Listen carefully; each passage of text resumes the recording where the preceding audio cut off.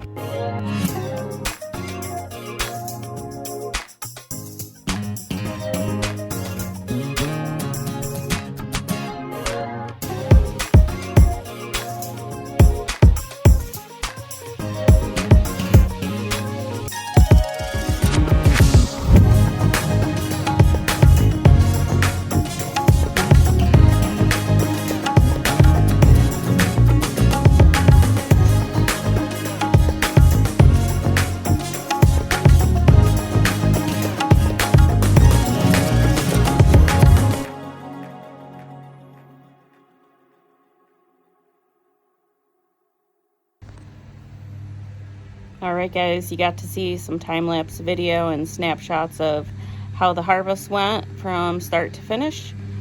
We'll let the garlic sit on those racks for a few weeks to cure. So that's pretty much a wrap for today. Next time I have something in the garden that's ready to be harvested, we'll bust out the camera and get another video of that for you.